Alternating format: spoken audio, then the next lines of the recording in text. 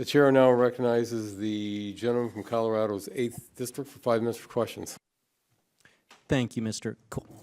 Thank you, Mr. Chair, Ranking Member, of course, also to our witnesses for coming. Again, you heard Colorado's 8th Congressional District. So we've got 80% of the oil, 50% of the natural gas in Colorado. That's from the hole in the ground through midstream, through we've got the only refinery in Colorado, and then final distribution to the end users. And so a lot of that obviously happens through pipelines. And we know, we've heard in the commentary today, pipelines, safest way to move this liquid energy around in terms of accidents. I want to make sure we also highlight the emissions. We had a incident in Colorado where some of that local distribution that relies on the pipelines went down during a really, really hard freeze.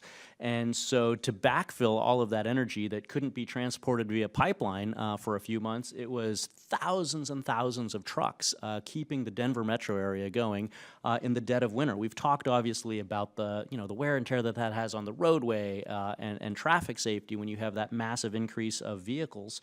But I want to make sure that the emissions component of that isn't lost when we're talking about the climate and the fact that pipelines are, again, one of the lowest emission sources, ways of moving some of this energy around.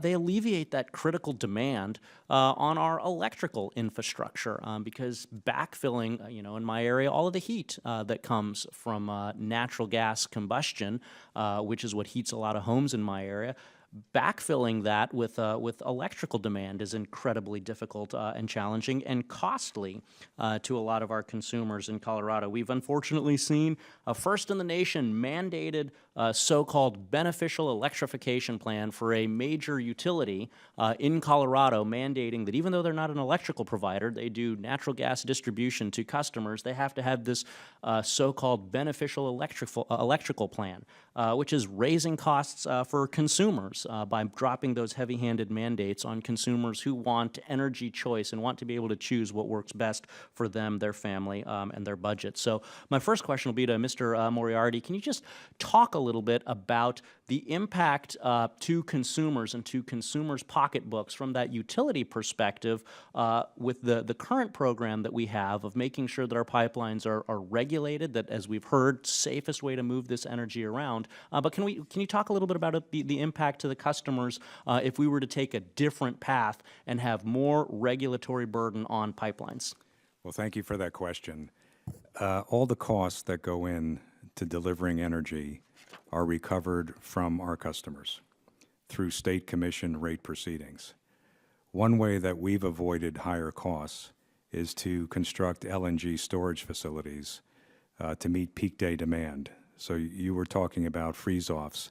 We would have an LNG storage facility that would be available. We have one in Florida, as well as one now we're building on Delmarva.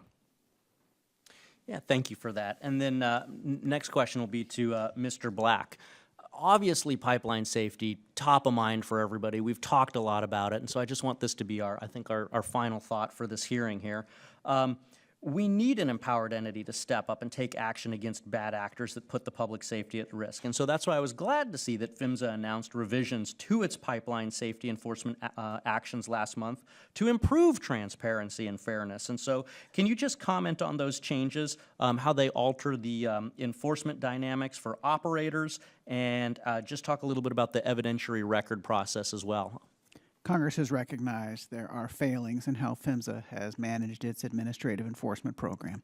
In the 2020 Pipes Act, Congress mandated that PHMSA improve its procedures, including making the case file available to a respondent in a case.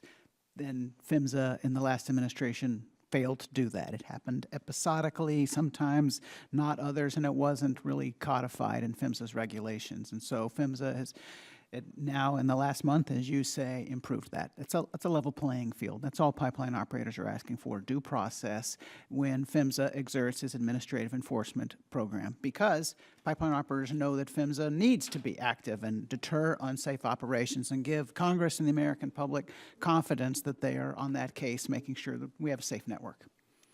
Well, with our final 24 seconds, I guess I'll just close with, I think we've heard safety is top of mind in this space. We have that record of safety. We have that record of being responsible toward the climate, because this is one of the lowest emission ways to move energy around. It's cost-effective for consumers, and then in my district, this provides high-quality jobs for a high-quality workforce that maintain these pipelines, and I yield back, Mr. Chairman. Right on the button.